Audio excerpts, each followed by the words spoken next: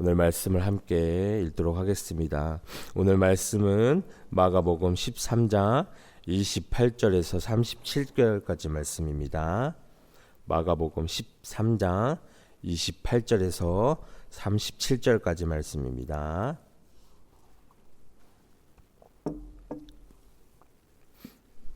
마가복음 13장 28절에서 37절까지 말씀입니다. 다 찾으셨으면 우리 한 목소리로 함께 봉독하도록 하겠습니다. 시작. 무화과 나무의 비유를 배우라. 그 가지가 연하여 지고 잎사귀를 내면 여름이 가까운 줄 아나니 이와 같이 너희가 이런 일이 일어나는 것을 보거든 인자가 가까이 곧 문 앞에 이른 줄 알라. 내가 진실로 너희에게 말하노니 이 세대가 지나기 전에 이 일이 다 일어나리라. 천지는 없어지겠으나 내 말은 없어지지 아니하리라. 그러나 그날과 그때는 아무도 모르나니 하늘에 있는 천사들도 아들도 모르고 아버지만 아시느니라. 주여 깨어 있으라. 그때가 언제인지 알지 못함이라. 가령 사람이 집을 떠나 닭으로 갈 때에 그 종들에게 권한을 주어 각각 사물을 맡기며 문지기에게 깨어 있으라 명한과 같으니 그러므로 깨어 있으라. 집주인이 언제 오는지 혹 저물 때 있는지 밤중일는지 닭 울 때 있는지 새벽일는지 너희가 알지 못함이라. 그가 호련히 와서 너희가 자는 것을 보지 않도록 하라. 깨어 있으라. 내가 너희에게 하는 이 말은 모든 사람에게 하는 말이니라 하시니라. 아멘. 무화과 나무 잎이 무성하면 여름이 다가오듯이 그날이 가까이 왔음을 알라고 말씀하고 계십니다. 예수님의 말씀은 정말 1.1핵도 없어지지 않고 반드시 이루어집니다. 천지는 없어져도 말씀은 없어지지 않는다고 말씀하고 계십니다. 그러나 그 날과 그 시는 천사들도 모르고 예수님도 모르고 오직 하나님만 아신다고 하시면서 우리가 정말 깨어 있어야 함을 수차 강조하시면서 경고하고 계십니다. 정말 주인이 여행을 떠나면서 종들 특히 문지기에게 책임을 맡기고 나섰다가 주인이 언제 올지 몰라서 정말 대문 앞에서 깨어 기다리고 있는 종이 되어야 함을 우리들에게 말씀해 주고 계신 겁니다. 주인이 호련히 잠들어 있을 때 와서 당황하지 않도록 해야 하는 것이 마치 우리가 그 시대를 살아가는 제자들에게 하신 말씀인데도 우리 여러분들에게 하시는 말씀처럼 들리는 말씀입니다. 우리 28절에서 31절을 함께 나누면 앞서 제자들은 예수님께서 두 가지를 질문했습니다. 하나는 성전 파괴 전에 있을 징조, 그리고 다른 하나는 재림, 인자의 재림이었습니다. 이제 예수님께서는 인자의 재림에 대해서 말씀하실 것입니다. 이 예루살렘 성전 파괴는 이 시대에 예수님께서는 이 무화과 나무의 가까이 문 앞에 이르는 것을 알라고 말씀하고 계십니다.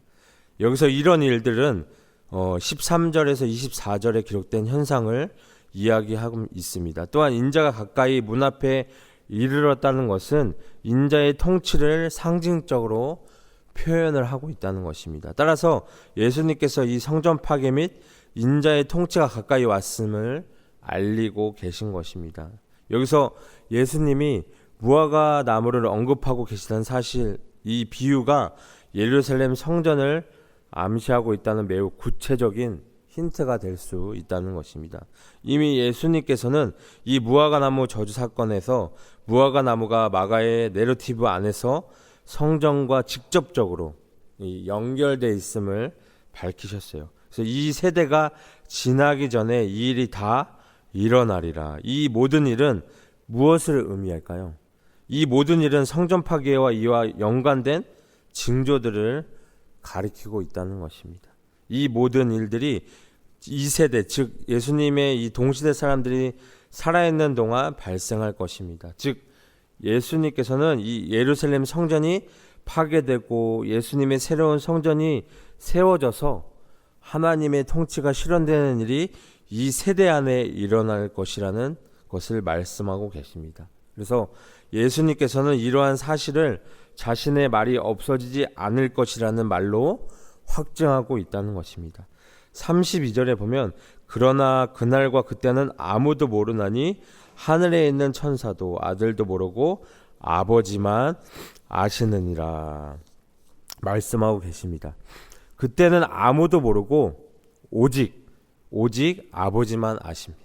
예수님은 하나님, 그러나 육신을 입으신 예수님도 그때를 모르십니다. 예수님이 모르신다고 한 것이 없습니다.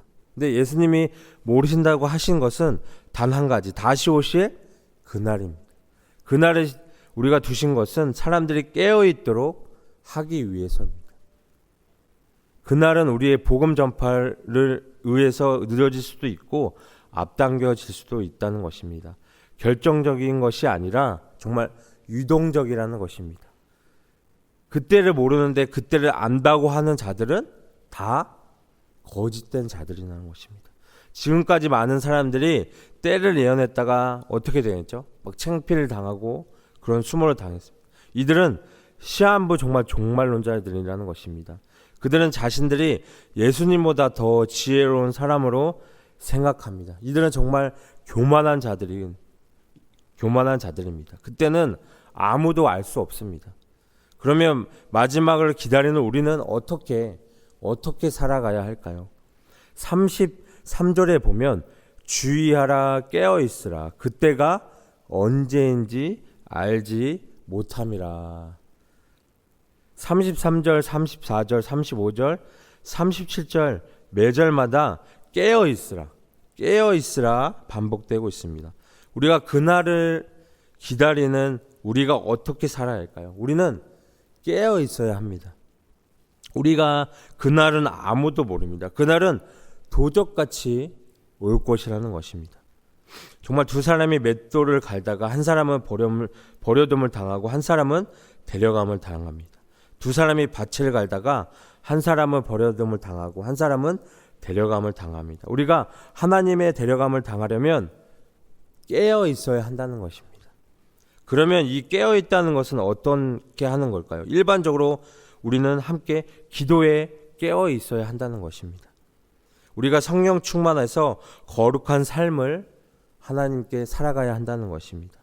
이 성령 충만해서 서로 사랑하며 우리가 살아가야 한다는 것입니다.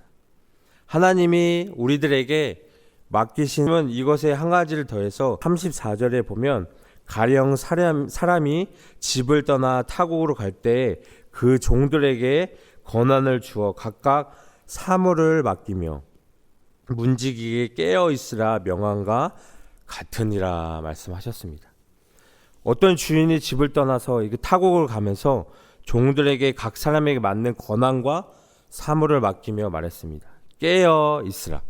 이는 다시 올 주인을 생각하면서 맡겨진 이 일들을 충성을 다하라는 것이죠. 종에게는 주님께서 맡기신 권한과 사명이 있습니다. 종에게 주신 권한과 사명이 뭘까요?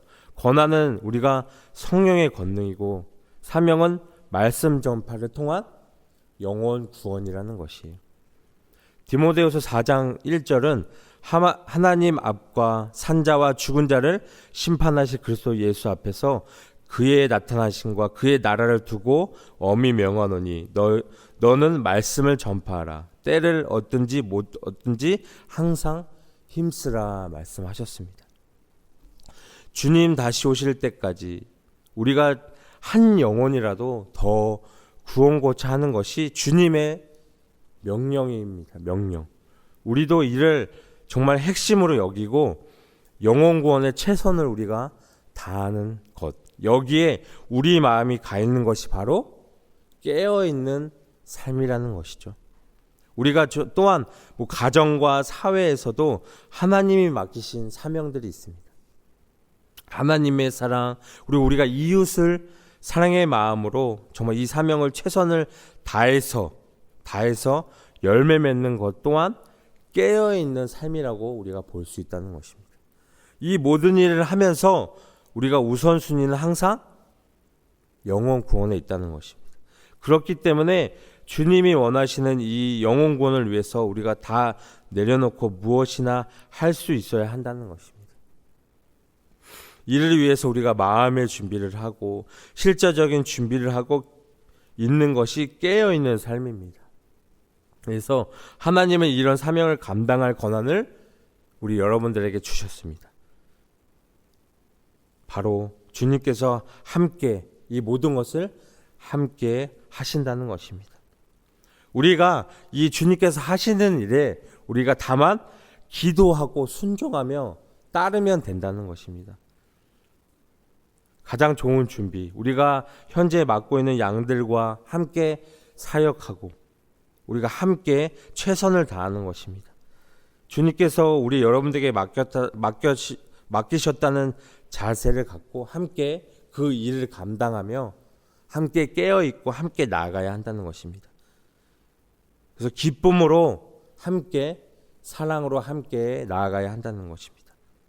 우리가 있는 곳에 함께 천국을 만들어가며 함께 깨어있으며 나아가야 한다는 것입니다. 다만 예수님이 이 말씀을 하신 목적은 그날을 알아맞히게 하는 것이 아니라 지금이 정말 그날이 때인 것을 알고 그에 맞게 살라는 것을 말씀하시기 위해 하신 것입니다. 이때는 마지막 때이고 이 무화과 나무 잎이 연하여진 때이고 주인이 곧 돌아올 때이고 예루살렘 성전이 파괴되고 없어진 때입니다. 이제 우리는 세상의 주인이 문 앞에 들어서는 것을 보면서 살고 있습니다.